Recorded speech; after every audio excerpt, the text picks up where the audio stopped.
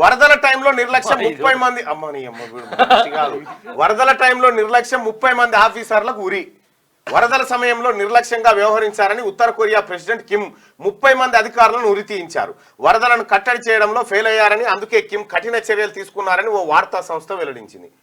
ఓ అమ్మ ఇట్లా చేయాలంటే మన తాన ఒక్క అధికారులకు ఈ ఆడ నౌకరు చేయాలన్నా ఏం చేయాలన్నా అసలు ఇదో వింత ప్రపంచం లెక్క ఉంటది ఆ కొరియా.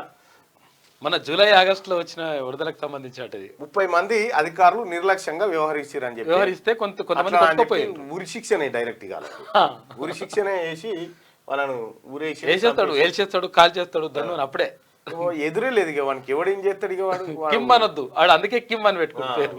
కిమ్ అని పెట్టుకుంటూ ఆ కిమ్ వాస్తవానికి కూడా ఉత్తర కొరియాలో కూడా మళ్ళా ఎవరు వాళ్ళ తండ్రి గారు ఎప్పుడు చచ్చిపోయినప్పుడట ఎవరు నవ్వొద్దటిగా. అవును నవ్వొద్దట అలా మొత్తం అది రూల్. అది అంత విషాదకరంగా ఉండాలట, బాధతో ఉండాలట, ఏడుపుతో ఉండాలట.